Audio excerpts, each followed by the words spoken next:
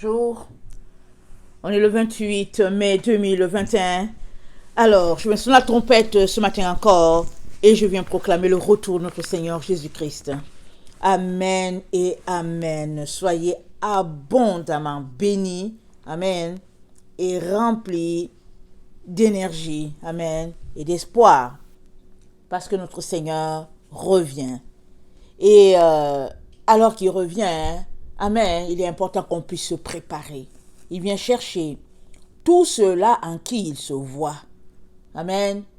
Alors, s'il voit en toi quelqu'un assoiffé de lui, désireux de l'avoir comme Seigneur et Maître, quelqu'un qui est à la recherche de ce Dieu-là, alors ne crains pas, il te prendra. Et tu as besoin de te dépouiller de toutes ces choses-là que le Père n'aime pas. Parce que on ne peut pas en même temps se préparer pour être avec le Seigneur Jésus et en même temps aimer le monde. C'est deux endroits différents. C'est deux mondes différents. Il y a le monde matériel, qui est le monde dans lequel nous vivons, avec ses passions et ses désirs. Et le monde spirituel, celui dans lequel notre Dieu vit éternellement. À lui soit la gloire, au siècle des siècles. Amen et Amen. Alors toi et moi, donc, nous nous préparons pour nous retrouver à vivre dans la gloire, dans la félicité éternelle. Et pour cela, nous avons besoin de détester le monde. Amen. Et ses passions, et ses désirs, et toutes ses valeurs. Amen. Et je nous encourage à tenir bon. Ce n'est pas toujours facile, mais quand on veut, amen, on peut. Pourquoi? Parce que le Saint-Esprit est là, nous aidant, amen, à laisser de côté tout ce qui nous garde esclaves de la chair et tendant vers ce que le Père aime, vers ce que l'Esprit lui-même aime, parce que l'Esprit est en nous, intercédant pour nous. Quand on n'est plus capable d'intercéder, quand on ne sait plus quoi faire, l'Esprit est là par des soupirs. Il intercède pour nous et il nous donne des stratégies de guerre afin que la victoire soit toujours à notre Dieu. Amen et Amen. Alors aujourd'hui, je viens parler, ta beauté est-elle un piège pour ton âme? Amen. Alors il y a plusieurs personnes qui ont un problème avec leur beauté, que ce soit la beauté physique, que ce soit les dons que Dieu leur a donnés, que ce soit... peu importe, ils ont un problème avec les bénédictions que Dieu leur a données. Cette bénédiction peut être au niveau de ton faciès, cette bénédiction peut être au niveau de tes poches, cette bénédiction peut être au niveau de tout ce que tu reçois, amen, que Dieu t'a donné, et on prend ça comme une beauté, amen, prenons ça comme une beauté, alors c'est un piège pour eux.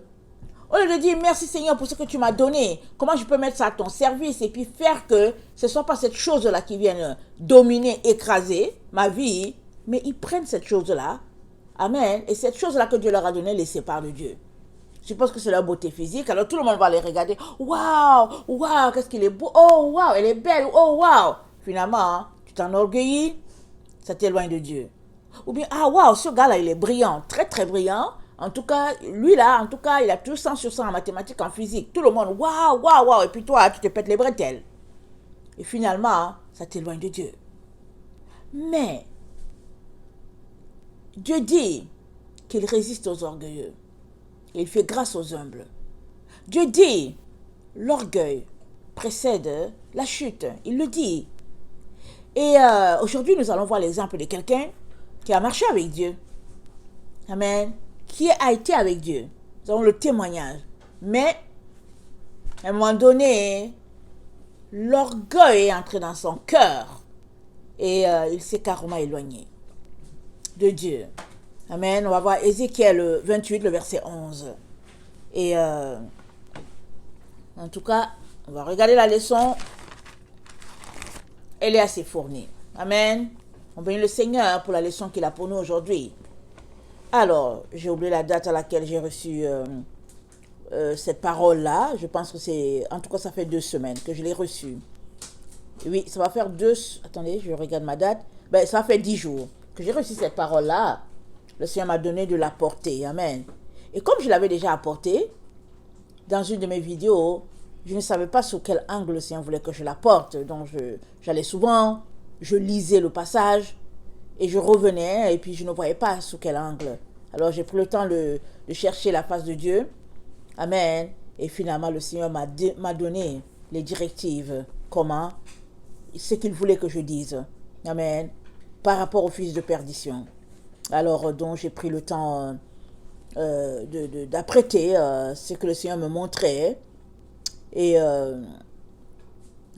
que cela nous serve de leçon. Amen. Parce que le fils de perdition a été annoncé depuis longtemps. Longtemps. Daniel l'a annoncé. Et puis, Paul en a longuement parlé. Et puis, finalement, on est dans les temps où, on le verra, la Bible dit que avant que les enfants de Dieu soient mis à l'abri, amen, Paul l'a dit, on verra cet adversaire-là qui s'élève contre toute la connaissance de Dieu.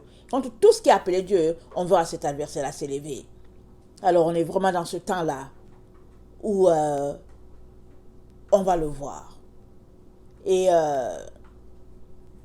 sa situation ayant été la nôtre dans le sens que c'est un enfant de Dieu parce qu'il est fils de perdition, que cet exemple-là nous serve de munition pour ne pas nous retrouver nous-mêmes à une place où nous sommes déchus.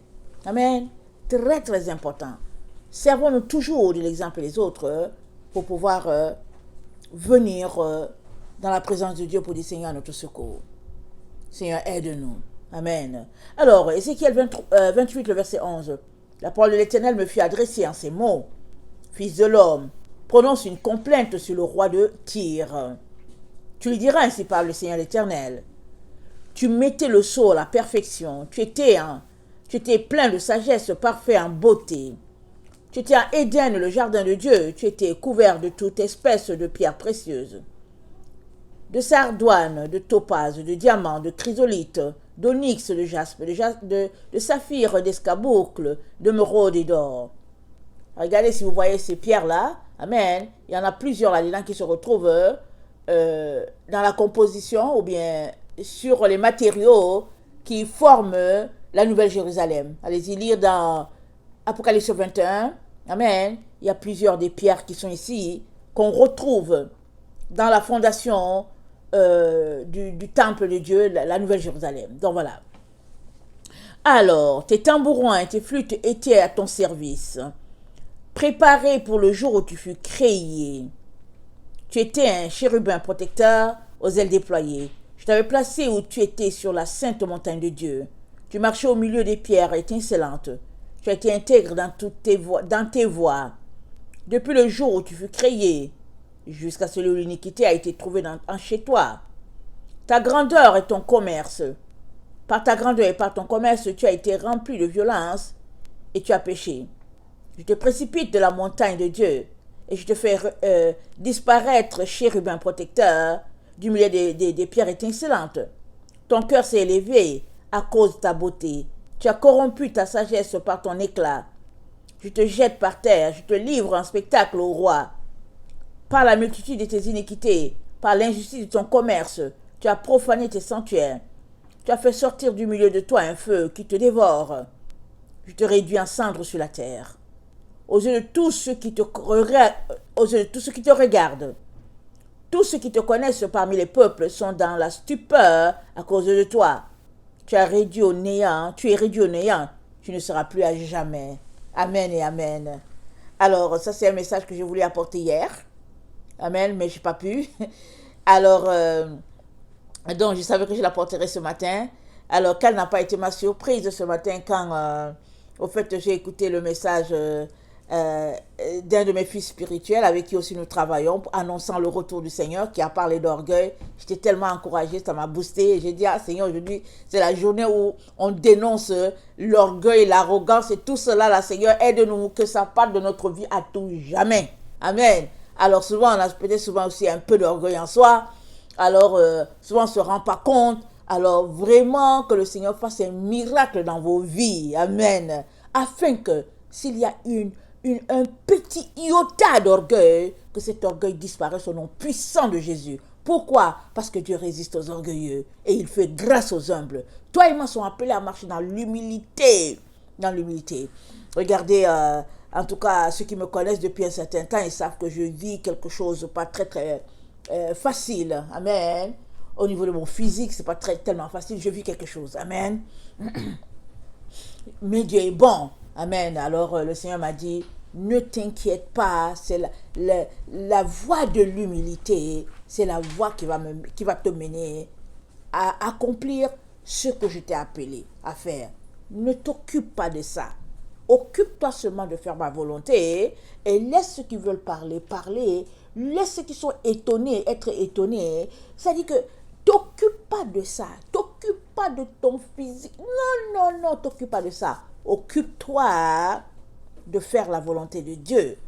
Et puis de proclamer la vérité et de frapper avec les paroles qui sortent de ta bouche de telle sorte que tout ce qui n'est pas de Dieu puisse périr, puisse être détruit dans le puissant nom de Jésus. Et que seul puisse tenir devant Dieu sa parole. Amen. Parce que la parole de Dieu, c'est une épée à double tranchant. Quand elle sort là, en tout cas, elle taille, elle divise, et puis bon, voilà, l'autre, elle brûle là-bas, et puis bon, ce qui est bon là, elle garde. C'est comme ça.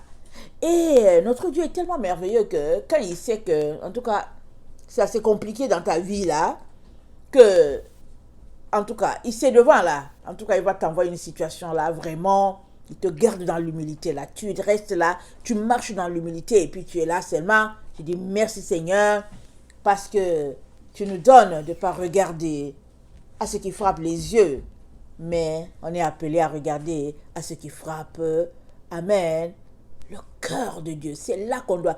Où le cœur de papa est-il? Papa Dieu, là, son cœur est où? Qu'est-ce qu'il aime? Alors toi qui es l'enfant qui aime ton père, tu cours à l'endroit là où il aime et tu viens te placer là. Là, papa sera content. Et c'est comme ça qu'on est appelé à vivre. Amen. Alors donc, aujourd'hui donc, on voit la beauté de ce chérubin-là. Il a été, la Bible nous dit, chérubin protecteur. Là, Dieu l'a placé.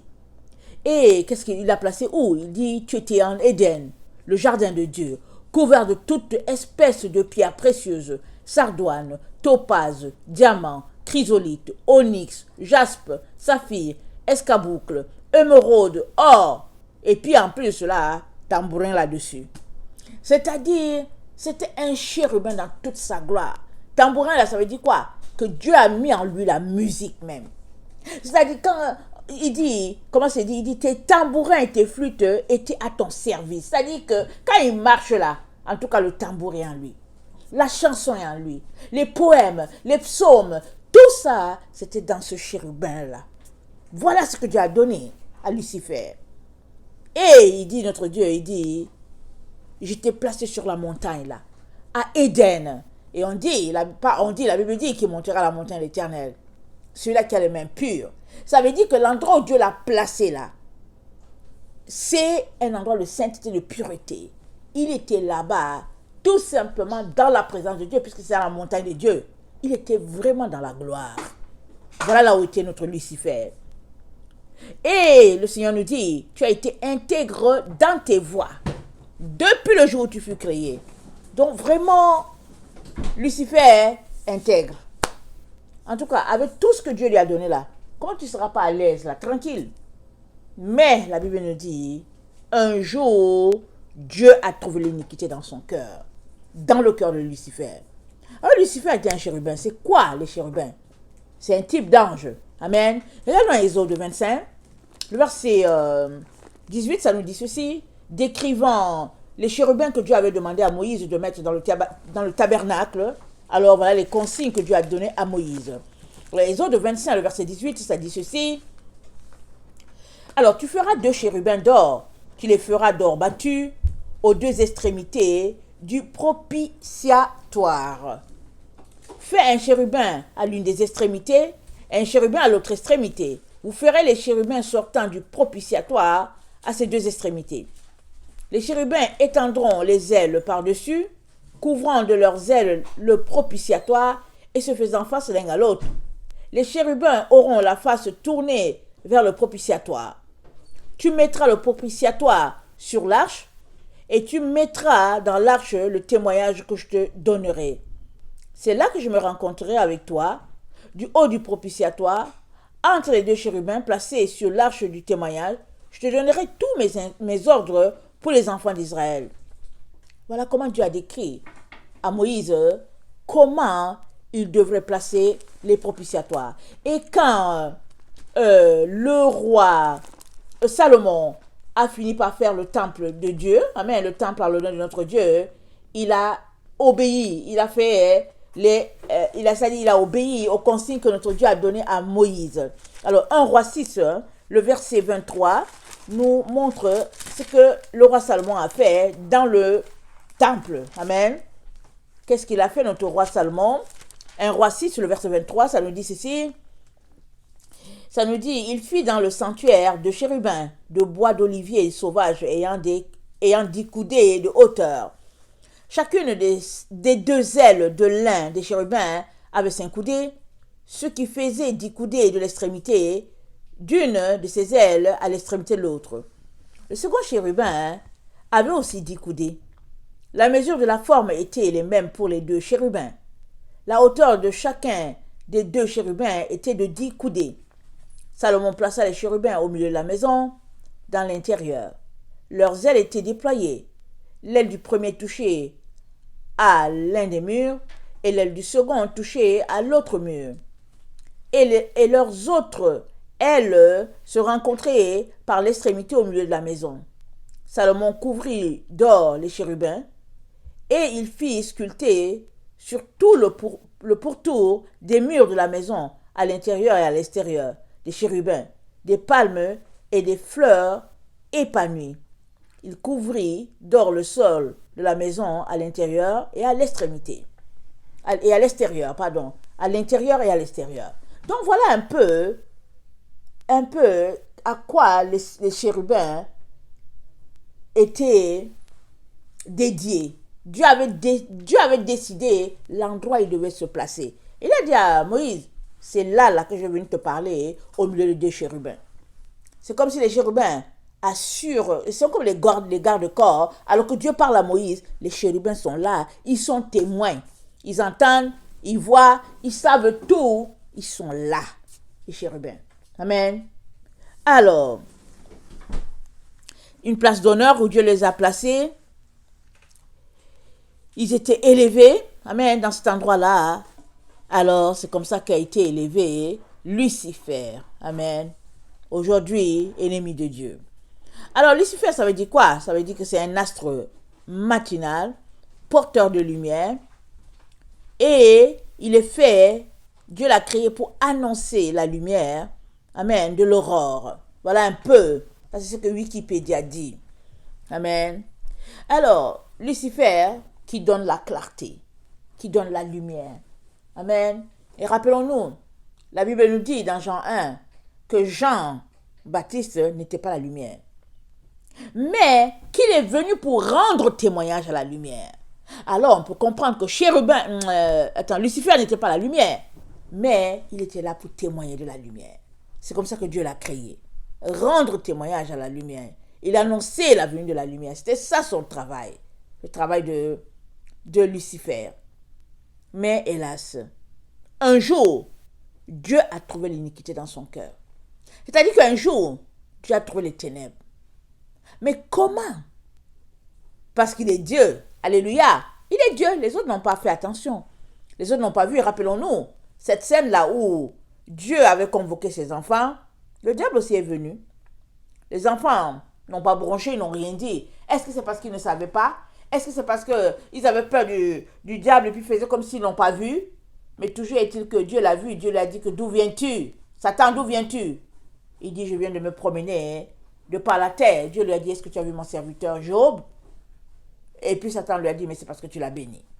Alors Dieu a vu quand Satan aussi est venu se pointer. Au rendez-vous, il était là aussi. Alors on peut aussi dire que peut-être que c'était un attribut qui était en lui, parce que de toutes les manières, on est dans les temps où Dieu communique avec nous, on dirait par télépathie. Alors on sait des choses. Tu es là seulement, tu sais que il faut que j'aille dans mon lieu de prière. Mais qu'est-ce qui se passe? Est-ce que... Non, je dois seulement partir. les gens qui sont là, ils ne comprennent pas, mais c'est parce que Dieu t'a fait un signal. Alors, est-ce que Dieu a fait un signal à ses enfants? Lucifer aussi est venu. Alors, on peut penser que, on peut comprendre que, ayant perdu, ange déchu de la gloire, amen, il y a quand même des attributs qui demeurent. Il y a des attributs. Jusqu'au jour où il ne sera plus. Mais les attributs sont là. Alors il est venu, il s'est pointé. Et Dieu a reconnu que il y avait Lucifer au milieu d'eux. Il l'a renvoyé. Il l'a renvoyé. Alors, notre Dieu donc, il a les yeux partout. Il sait déceler, distinguer. Sa lumière est telle que tu ne peux pas cacher les ténèbres devant ce Dieu-là. Satan est ténèbres. Il est une zone d'ombre, puisque ayant été créé pour refléter la lumière, il ne l'a pas fait, si bien que le Seigneur l'a détecté. Le Seigneur a su que il y a quelque chose ici, là. Alors c'est comme ça qu'il nous dit, jusqu'au jour où l'iniquité a été trouvée dans ton cœur. Tu as été créé parfait. Point d'iniquité, rien de rien, jusqu'où l'iniquité a été trouvée dans ton cœur. Alors, Dieu l'a précipité. Alors, c'est quoi l'iniquité? Je suis allé, c'est dit injustice extrême. C'est l'iniquité, c'est une méchanceté. C'est une mauvaise conduite. C'est une mauvaise parole. C'est de la noirceur. C'est des ténèbres. On peut dire aussi que c'est l'iniquité de jugement. Donc, il y a quelque chose de tout particulier qui fait que ça a été trouvé dans le cœur de Lucifer et Dieu n'a pas aimé et il l'a précipité. Et c'est ce Lucifer-là qui va s'incarner dans le fils de perdition. C'est lui. Alors, si Dieu m'a dit d'apporter cela, c'est parce qu'il voulait justement que je parle de cette incarnation-là.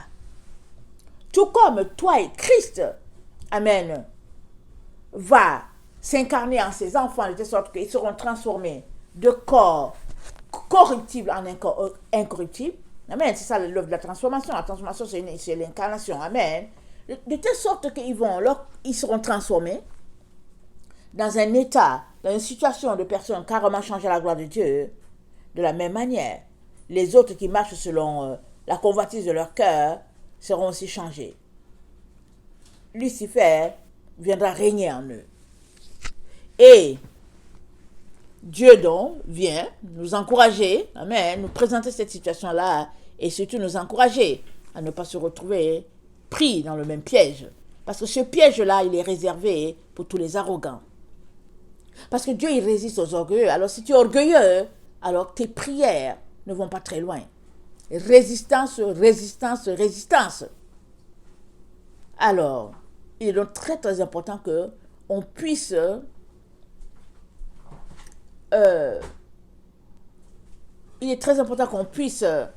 faire tous nos efforts en nous examinant pour nous assurer qu'il n'y a même pas une ombre d'orgueil en nous. Examinons-nous. Et ce vice-là, cet orgueil-là, c'est quelque chose qui nous séparera à tout jamais de Dieu si nous le gardons avec nous. Alors, allons chercher son contraire. L'humilité. Organisons-nous pour avoir en nous l'humilité. Amen et amen. Donc, Dieu nous révèle l'iniquité de Lucifer. Amen. Le jour que Dieu m'a présenté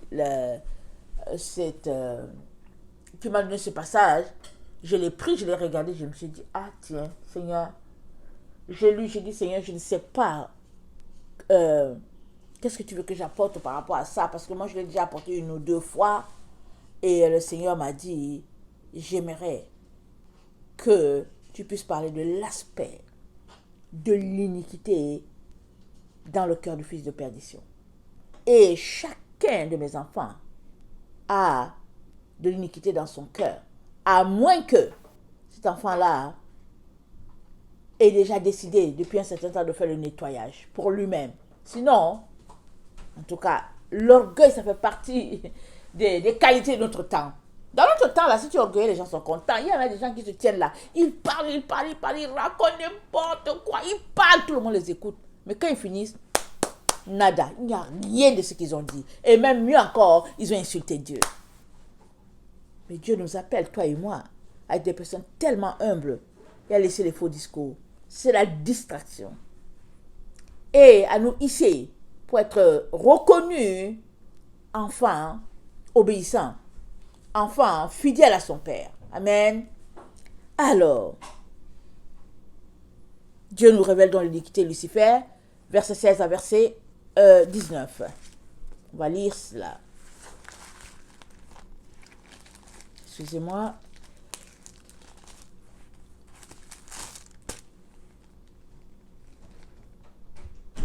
Tu as été intègre dans tes voies. Depuis le jour où tu fus créé, jusqu'à celui où l'iniquité a été trouvée chez toi. Par la grandeur de ton commerce, tu as été rempli de violence et tu as péché. Non, son problème, c'est le commerce. Son problème, là, commerce, argent, business, comme on dit. Ah, business. Je te précipite de la montagne de Dieu. Je te fais disparaître, chérubin protecteur. Du milieu des pierres étincelantes, ton cœur s'est élevé à cause de ta beauté. Tu as corrompu ta sagesse. Tu as corrompu ta sagesse par ton éclat. Je te jette par terre. Je te livre en spectacle au roi. Par la multitude de tes iniquités. Par l'injustice de ton commerce. Tu as profané tes sanctuaires. L'injustice de tes commerces. Tu as profané tes sanctuaires. Je fais sortir du milieu de toi un feu qui te dévore. Je te réduis en cendres sur la terre. Aux yeux de tous ceux qui te regardent, tous ceux qui te connaissent parmi les peuples sont dans la stupeur à cause de toi. Tu es réduit au néant. Tu ne seras plus jamais. Waouh! Tout est parti du commerce. Il dit par la grandeur de ton commerce. Voilà d'où est partie la chute de quelqu'un. Est-ce que c'est pour ça que le Seigneur nous dit de faire attention à maman? Je ne sais pas. Mais toujours est-il que nos activités peuvent nous conduire très très loin de Dieu. Très loin. Nos activités peuvent nous faire perdre notre direction. Alors qu'on partait en direction du nord, finalement on se retrouve carrément à l'est et puis on ne sait même plus où nous sommes. Plus de points cardinaux, complètement dans la confusion. Voilà la génération que nous sommes. Une génération confuse et pas à peu près. Qui ne sait pas distinguer sa gauche de sa droite, qui ne sait pas qui écouter, et puis finalement, pour justifier tout son comportement, prend Paul et le cite en exemple, en disant que Paul a dit ceci, Paul a dit cela. Voilà l'homme sort. Mais que dit Dieu dans les temps dans lesquels nous sommes? Que dit-il? Que dit-il par rapport à l'attitude qu'on devrait observer en tant qu'enfant de Dieu? Que dit notre Dieu? Amen. Allons-y lire Daniel 11, le verset 28. Daniel 11, le verset 28. Nous allons plutôt lire Daniel 7, le verset 8 à 12. On va revenir pour Daniel 11, le verset 28. Amen. Alors, Daniel 7, le verset 8 à 12, nous parle de l'orgueil. Amen. Alors, ça dit ceci. Alors, je considérais les cornes et voici une autre petite corne sortie du milieu d'elle et des premières cornes furent arrachées devant cette corne. Et voici, elle avait des yeux comme les yeux d'homme et une bouche qui parlait avec arrogance. Je regardais pendant que l'on plaçait des trônes et l'ancien des jours s'assit. Son vêtement était blanc comme la neige et les cheveux de sa tête étaient comme de la laine pure. Son trône était comme des flammes de feu et les roues comme un feu ardent. Un fleuve de feu coulait et sortait de devant lui. 1000 milliers le servaient et 10 000 millions se tenaient en sa présence. Les juges s'assirent et les livres furent ouverts. Je regardais alors, à cause des paroles arrogantes que prononçait la corne, et tandis que je regardais, l'animal fut tué, et son corps fut anéanti et livré au feu pour être brûlé. Les autres animaux furent dépouillés de leur puissance, mais une prolongation de vie leur fut accordée jusqu'à un certain temps. Amen. L'animal fut tué. Amen. Cet animal arrogant qui n'est autre qu'une personne. Alors, pourquoi est-ce que la Bible parle d'animal? C'est tout simplement qu'il y a l'être charnel, il y a l'être animal. Si donc, toi et moi ne marchons pas par l'esprit, ça dit que notre vie équivaut à la vie d'un animal. Parce qu'un animal qui n'a pas l'esprit de Dieu, ben voilà, il se lève, s'il a faim, il mange, s'il est fâché, il frappe l'autre animal, et puis bon, s'il doit jouer, il joue. La vie de l'animal. Alors, Paul, regardons ce que Paul décrit en ce qui concerne l'homme charnel et puis l'homme spirituel. Amen. Alors, Paul le décrit très bien dans l'épître de Romains. Et c'est pourquoi la Bible ici parle que l'animal fut tué. Mais de la bouche de cet animal sortait beaucoup d'arrogance vis-à-vis de Dieu. Et puis parce qu'il blasphémait contre le Très-Haut et puis contre les saints. Amen. Alors, quand un être humain est rendu là, c'est vraiment grave. Alors, voilà là où l'arrogance peut nous mener, là où l'orgueil peut nous mener, nous amener à un état tel que vraiment on oublie en réalité que nous avons été créés par un être au-dessus de nous et que cet être au-dessus de nous là mérite tout respect, toute gloire. Amen. Alors, si on regardait aussi Daniel 7, le verset 23, ça nous dit que, je vais lire au 24, les 10 cornes se sont 10 rois qui s'élèveront de ce royaume. Un autre s'élèvera après eux. Il sera différent des premiers. Il abaissera 3 rois. Il prononcera des paroles contre le Très-Haut. Il opprimera les saints du Très-Haut. Il espérera changer les temps et la loi, et les saints seront livrés entre ses mains pendant un temps, des temps et la moitié d'un temps. Puis viendra le jugement, et on lui ôtera sa domination, qui sera détruite et anéantie pour jamais. Amen. Alors on voit que le problème de la petite corne, amen, c'est un problème d'arrogance. C'est un problème d'arrogance.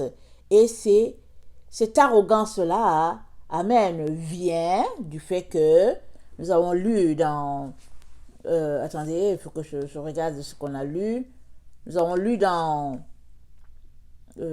Ézéchiel 28, le verset 1 à 15, que, amen, Lucifer était un chérubin dans la présence de Dieu. Dieu l'avait placé dans un lieu élevé.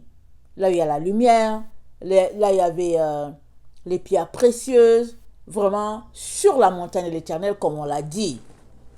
Et l'iniquité a été trouvée dans son cœur, et on allait regarder, on a vu que la source de l'iniquité qui a été trouvée là-dedans, c'était lié au commerce. Amen. Et puis, on sait que la petite corne, elle sera possédée par le diable. Amen. On sait que le diable va s'incarner dans une personne. Alors, pour comprendre cela, on a déjà longuement parlé. Regardons l'état, la situation de l'homme de Gadara, qui était dans les sépulcres à Gadara. Et quand Jésus lui a demandé, quand Jésus a posé la question à savoir qui était-il, ils ont dit, nous sommes légion. Alors, c'était des milliers dans cette personne-là qu'il avait asservi, qu'il avait dompté, qui faisait que cet homme-là dormait dans les sépulcres et brisait même les chaînes avec lesquelles les gens l'attachaient.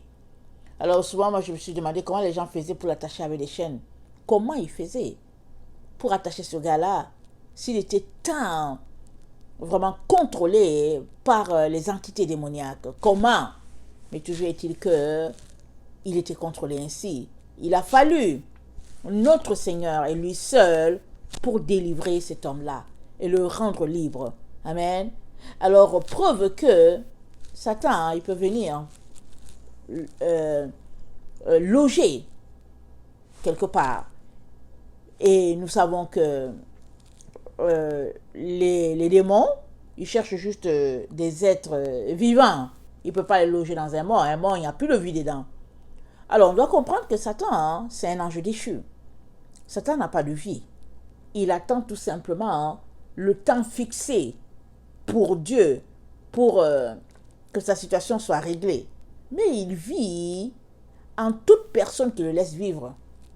En lui, Satan vit là-bas. Si tu ouvres la porte, il vient vivre en toi. Alors pourquoi Jésus nous a donné les consignes, les commandements? Il nous a dit comportez-vous comme ça, faites ceci, faites cela. Voilà, agissez ainsi, agissez ainsi. C'est ça que Jésus a dit. Alors pour vraiment éviter de laisser accès au diable, il faut tout simplement laisser le Seigneur prendre toute la place en chacun d'entre nous. Et ainsi, le Seigneur sera victorieux. Amen, dans notre vie de tous les jours. Alors, si on regardait aussi dans Daniel 8, le verset 23, on l'a déjà souvent lu, c'est dit, à la fin de leur domination, lorsque les pécheurs seront consumés, il s'élèvera un roi impudent et artificieux. Sa puissance s'accroîtra, mais non par sa propre force. Il fera d'incroyables ravages, il réussira dans ses entreprises. Il détruira les puissants et le peuple des saints. À cause de sa prospérité et du succès de ses ruses, il aura de l'arrogance dans le cœur. Il fera périr beaucoup d'hommes qui vivaient paisiblement, et il s'élèvera contre le chef de chefs, mais il sera brisé sans l'effort d'aucune main. Amen. Alors, c'est dit que il aura de l'arrogance dans le cœur et il fera périr beaucoup d'hommes. L'arrogance peut nous conduire très loin. Alors, s'il a l'arrogance dans le cœur, c'est pourquoi? Pourquoi il fait périr ces humains-là? Parce qu'il se dit qu'il a une autorité sur eux. Peut-être que il se croit supérieur à ces humains-là par sa richesse matérielle. Parce que s'il a été créé par Dieu, l'autre aussi a été créé par Dieu. Alors, qu'est-ce qui fait, par exemple, qu'il est d'une arrogance notoire et on dit, il soumettra le peuple, les enfants de Dieu. Alors, si on prend l'exemple d'Hitler, moi j'aurais appris que, je n'ai pas lu le livre, j'aurais appris que Hitler a écrit un livre. Et dans son livre, il a dit qu'il agissait au nom de Dieu et que Dieu était son père. Et qu'il fallait tuer les Juifs. Alors, et c'est comme ça qu'il a mis en place toute son organisation. Alors, n'importe qui peut se mettre là et dire Dieu m'a demandé de faire ceci, Dieu m'a demandé de faire cela. Alors, l'arrogance de ce monsieur le poussera-t-il tellement loin que, finalement, il pensera qu'au fait, c'est ça c'est ça que Dieu lui demande. Mais dans le fond, qu'est-ce qui se passe? On a lu déjà, dans 2 Thessaloniciens 2, on l'a appelé fils de perdition. Pourquoi? Il a marché avec Dieu. Il a été avec Dieu. Et l'arrogance a été trouvée dans son cœur. Alors, quand il y a une incarnation quelconque, finalement, tu représentes la personne. Alors, ça, c'est un être humain d'abord, et qui finalement sera incarné par le diable. Or, et Ézéchiel 28, le verset 11, à partir du verset 11, nous dit que le diable, l'arrogance a été trouvée dans son cœur. Donc, une fois que Satan vient prendre domicile en toi, alors tu agis finalement téléguidé par Satan. Alors quand on te voit, tu es la photocopie. Alors voilà un peu ce qui arrive dans les cas des personnes qui sont possédées. Amen. Alors moi je me rappelle une personne que le Seigneur m'a aidé à aider. Amen. Alors cette personne-là, et puis quand tout était réglé et tout, qu'on parlait souvent, elle me disait qu'Ursule, elle dit, tu n'es pas libre de faire ce que tu veux. Au fait, tu es habité par un ou des esprits et ils te font faire les choses que tu ne veux pas.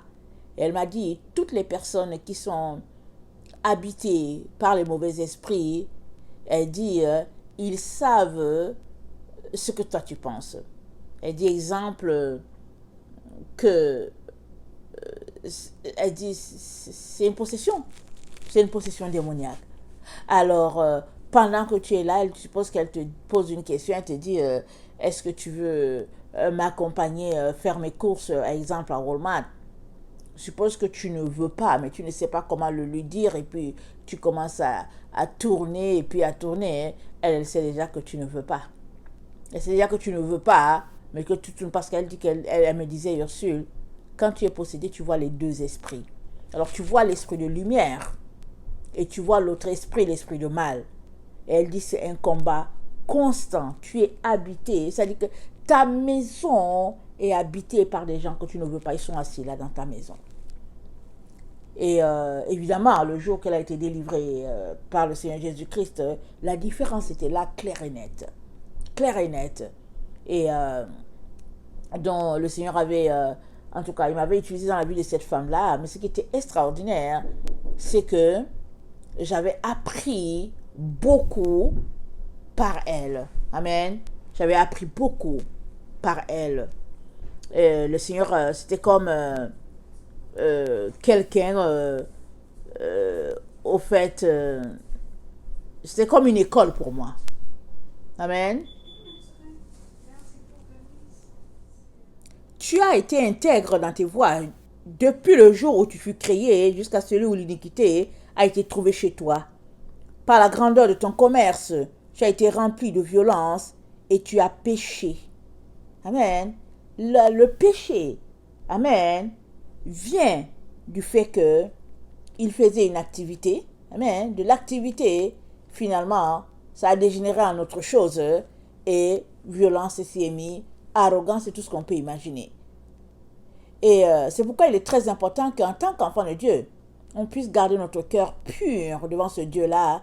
Nous puissions garder la porte à tous les jours pour éviter que quelque chose vienne élire domicile.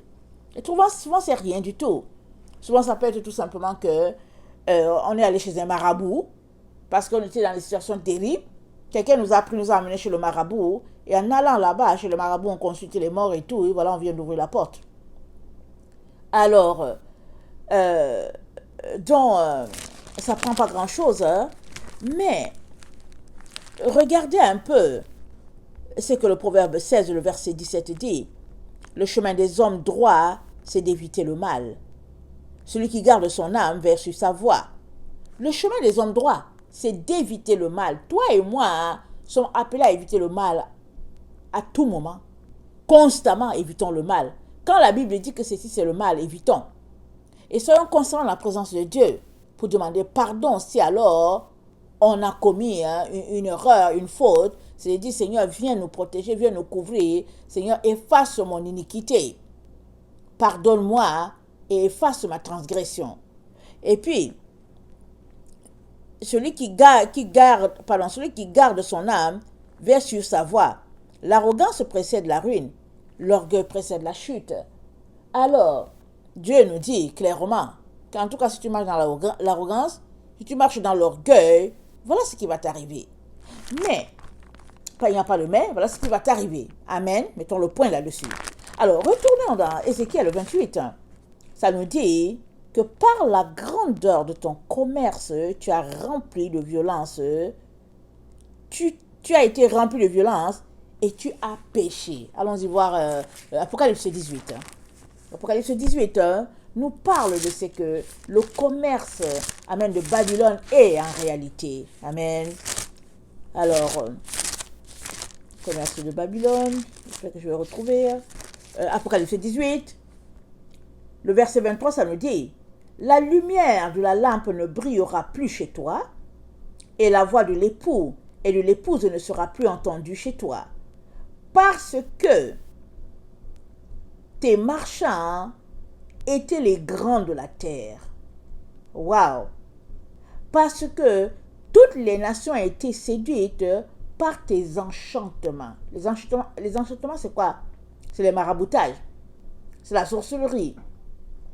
Et parce que chez toi fut trouvé le sang des prophètes et des saints et de tous ceux qui ont été égorgés sur la terre. Ça a été trouvé chez Babylone. Alors Babylone a connu une transformation. Ça a d'abord commencé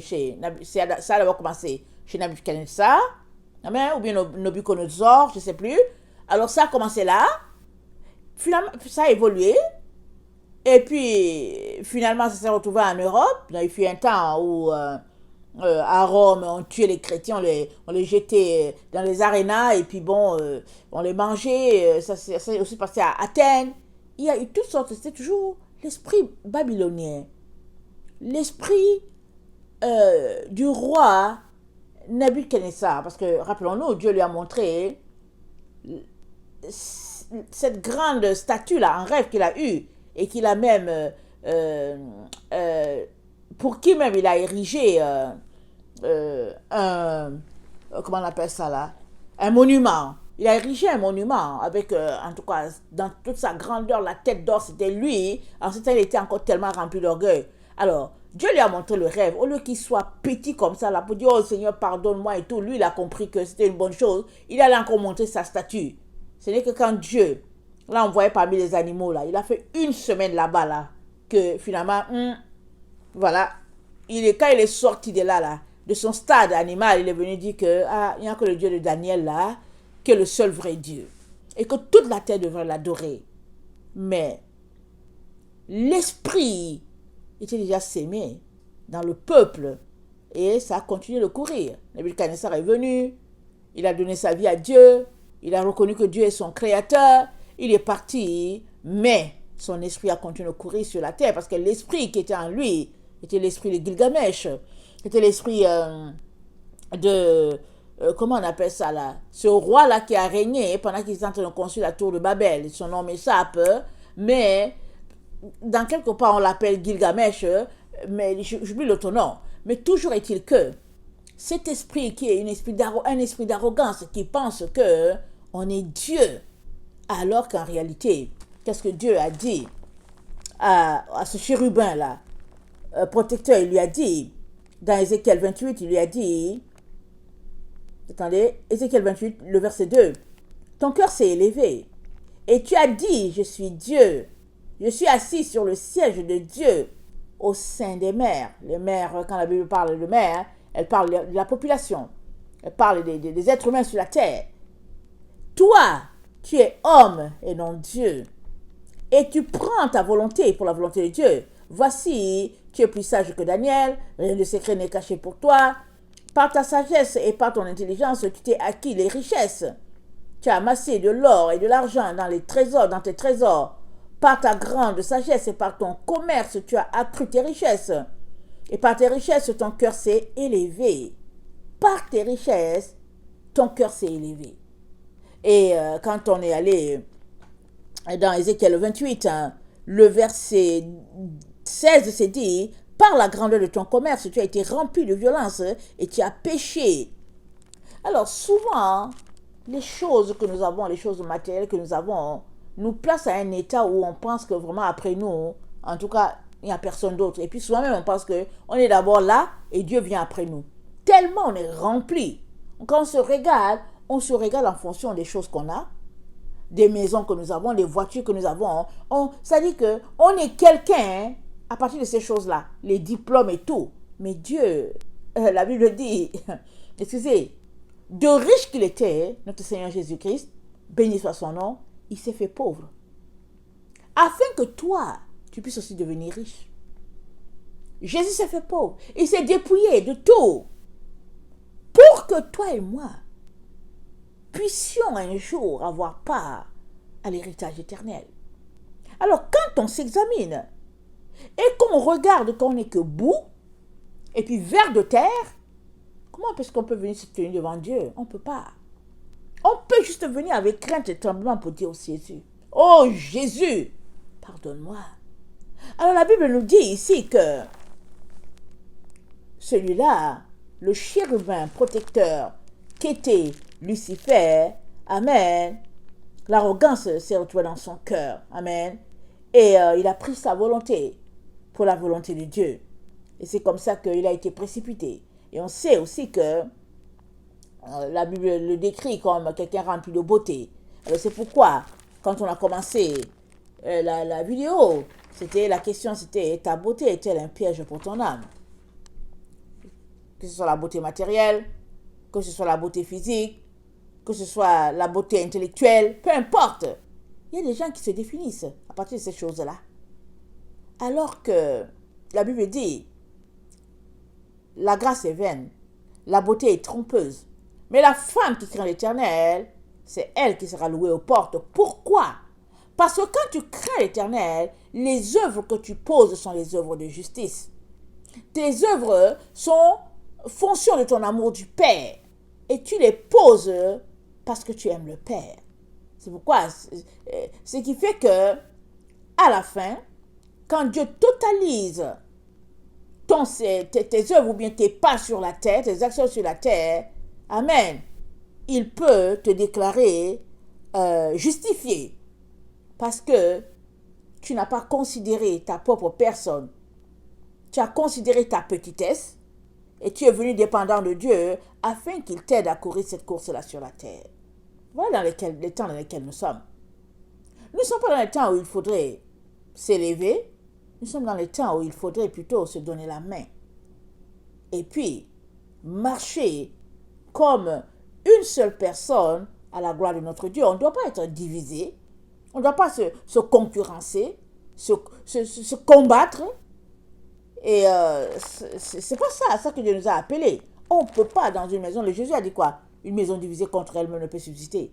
Alors imaginez dans une maison que, au lieu que toute la maison marche selon le Dieu d'Israël, comme a marché Noé, amen, avec toute sa maison, alors la maison, les uns marchent selon le Dieu d'Israël, les autres marchent selon le Dieu d'Ésaü. Ça ne va pas. Il faudrait qu'à un moment donné, il y ait réconciliation, amen, de telle sorte que ce soit le Dieu vrai qui puisse être loué. Et le Dieu vrai, c'est le Dieu d'Israël, c'est-à-dire le Dieu de Jacob. Amen. Alors, Proverbe 8, le verset 13 aussi, nous dit ceci. Proverbe 8, le verset 13, nous dit, la crainte de l'Éternel, c'est la haine du mal. L'arrogance et l'orgueil, la voie du mal. Si tu es arrogant, si tu es orgueilleux, voici, tu as déjà pris la voie du mal. Ça va te conduire direct chez Satan, chez Lucifer. Si tu es arrogant, tu es orgueilleux, la Bible te dit, tu es sur le chemin qui mène loin de Dieu parce que Dieu résiste aux orgueilleux et il fait grâce aux humbles. Alors, si on prend l'exemple de notre frère, la petite corne, c'est ça que moi je pense que c'est la personne. Amen. Prends l'exemple de notre frère. Tu as été un roi, amen, et puis il y a eu une crise, amen, et après au moment de la crise, au lieu de te tourner vers Dieu pour régler ton problème, tu t'es tourné complètement contre lui, c'est-à-dire tu es allé chercher de l'aide vers les ennemis de Dieu. C'est pas nouveau.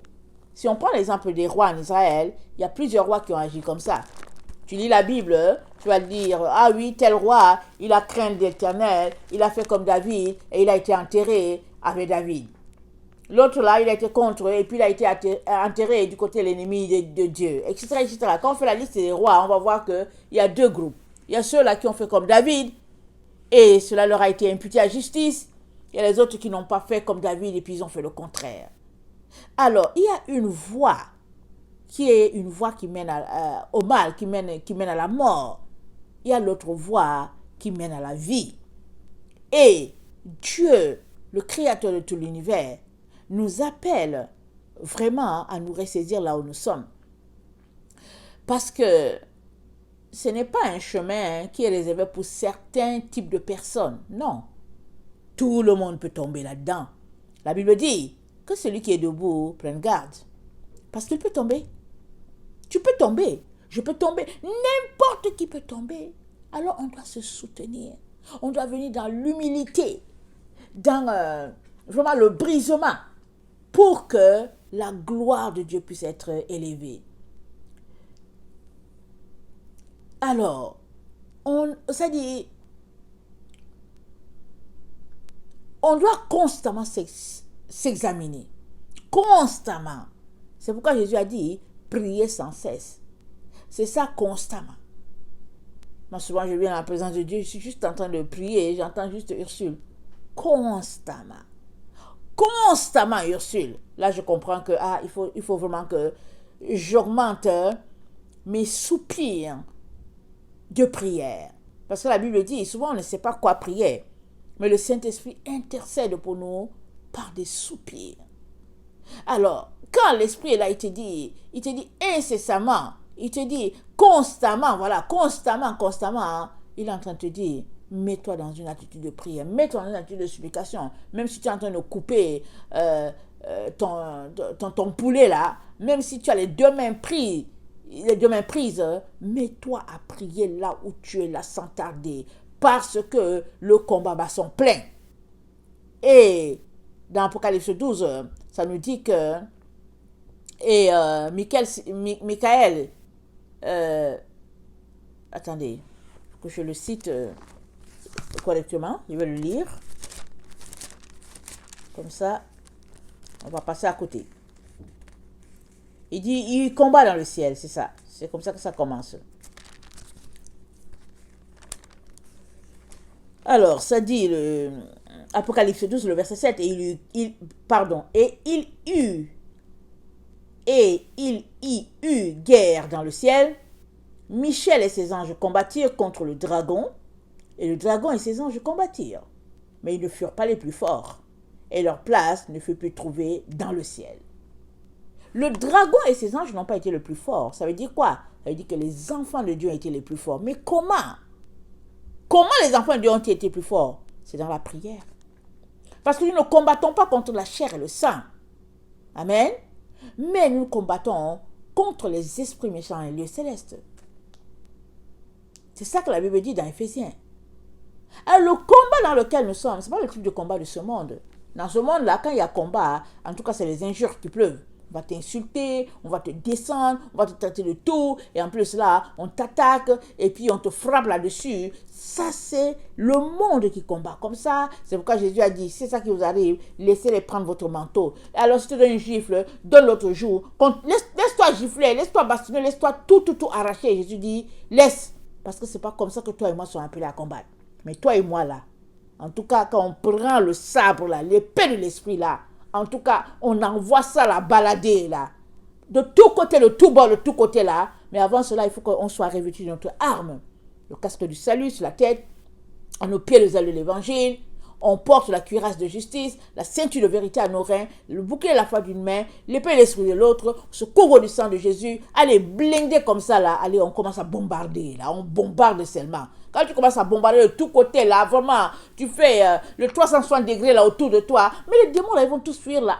Allez, ils fuient jusqu'à ils se disent que wow, la personne ici là, elle connaît son autorité en Christ. Elle connaît sa place, en tout cas, fuyons.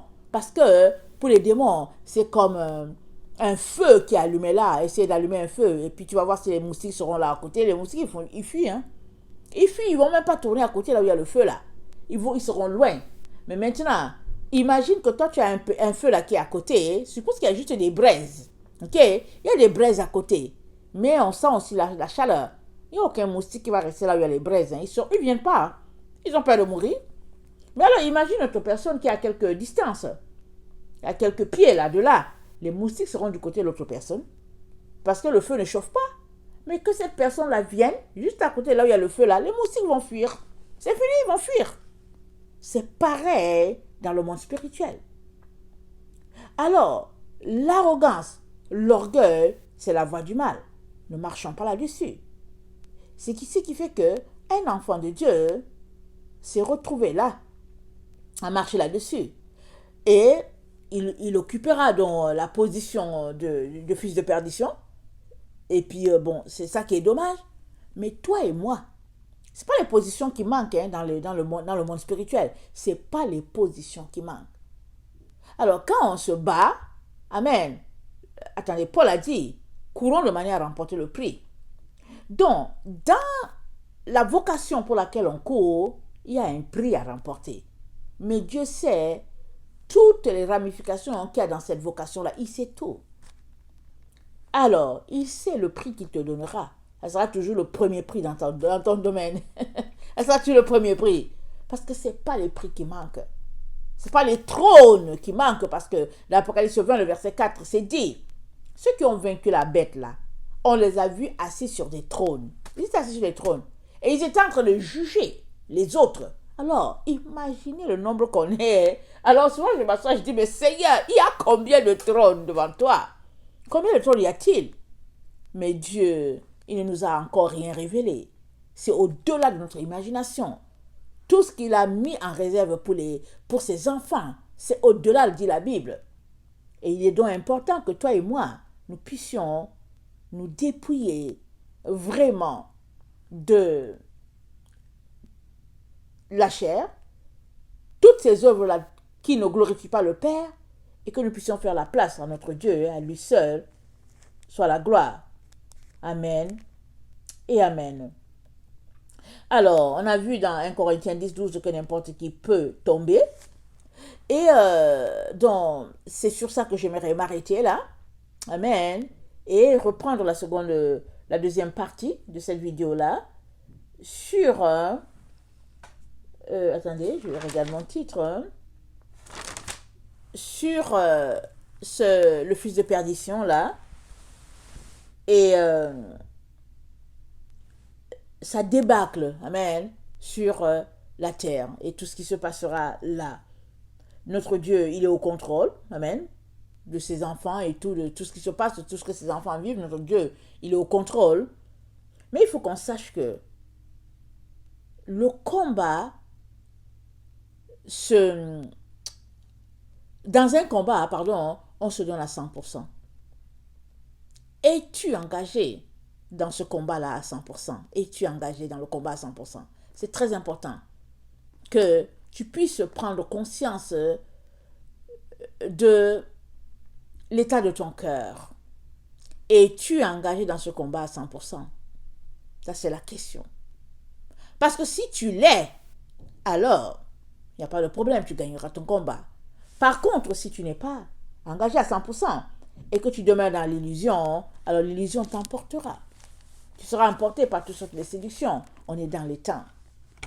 Il est donc très important qu'on puisse vivre vraiment à l'abri de tout ce qui est mensonge, hypocrisie, parce que tout ça, c'est les ténèbres. C'est ce qui est sombre, tout cela. On a besoin, amen, de demeurer dans la lumière de Dieu à tout moment pour pouvoir remporter notre combat. Et vous savez, on est allé à l'école, n'est-ce pas? Quand on va à l'école, là. À l'école, on nous apprend à être orgueilleux. On nous apprend à être orgueilleux. Déjà, même quand on va à l'école, on vient... Peut-être pas, en Amérique du Nord, peut-être qu'il n'y a pas tellement cette histoire d'excellence, là. C'est-à-dire qu'on ne dit pas, hey, premier la classe, deuxième, on ne dit pas ça. En Afrique, en tout cas, quand on remet les examens, ou bien quand on remet les bulletins, on appelle le premier, deuxième, tout le monde applaudit. Et puis le dernier, on dit, wow, on se moque du dernier. Mais quand on s'arrête aujourd'hui là, avec recul, on se dit, moi je dis, c'est pas normal. Ce n'est pas normal que tout le monde puisse se moquer du dernier. Mais ça fait partie du système. Pourquoi est-ce que ça fait partie? Parce que il y a cette pensée-là que si on se moque du dernier, alors il élèvera son niveau de fierté pour que à l'autre session ou bien à l'autre trimestre, il ne puisse plus être dernier. Alors il y a cela, c'est comme on élève le niveau de fierté et tout. Mais on ne sait pas ce que l'enfant la vit. Pourquoi est-ce qu'il est dernier? Est-ce que c'est parce que l'école ne l'intéresse pas du tout? Alors peut-être il a besoin d'être motivé pour apprendre à lire et puis on va le mettre dans une école où c'est du pratico-pratique, les enseignements d'art plastique ou des travaux de menuiserie. Peut-être que c'est pour ça que l'enfant il n'aime pas ce qui se passe. Peut-être c'est un enfant qui souffre à la maison. Peut-être que quand il rentre à la maison, il s'en va juste vendre les choses au marché.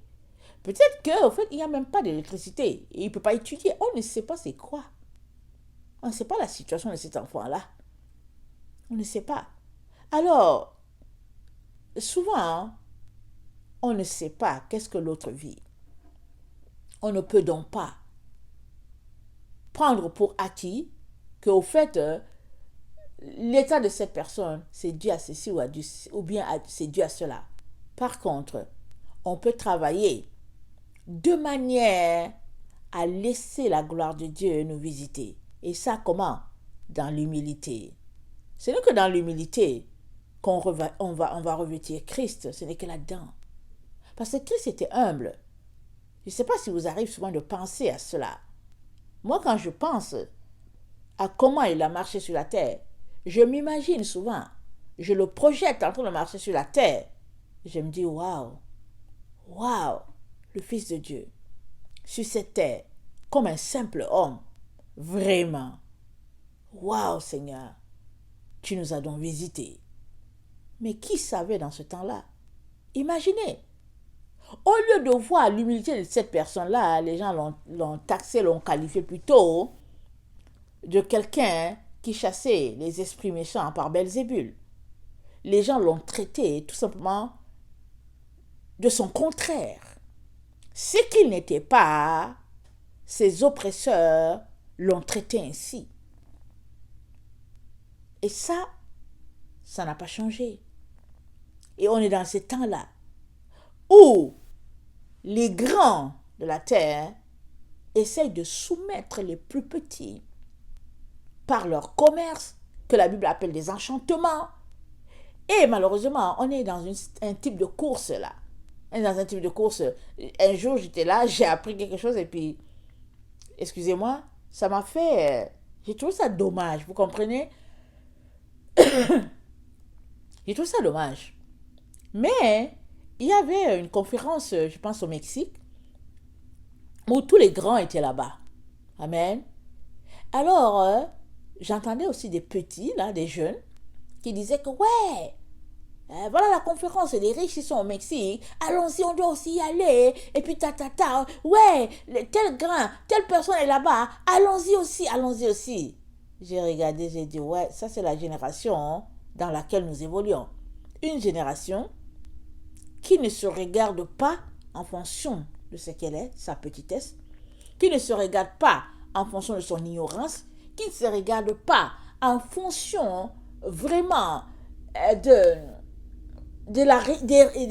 sa réalité, mais qui se regarde grand. Tu vas voir un petit enfant là, avec la petite taille là, qui fait peut-être, je sais pas combien on mesure là, 5 pieds. Quand il va se voir, il va s'imaginer qu'il a 15 pieds. Et ça, c'est l'arrogance. Ça, c'est l'orgueil. Parce que tu te regardes à une position qui n'est pas la tienne. C'est-à-dire que tu te regardes pas comme Dieu te regarde. Oui, Dieu te regarde grand. Il t'a donné une grande place. Mais avant que tu aies cette grande place-là, il te dit d'être le serviteur de tous. Il te dit d'être tout petit là. Tellement petit que quand tu passes, les gens se moquent de toi, tu te dis mais c'est qui celui-ci?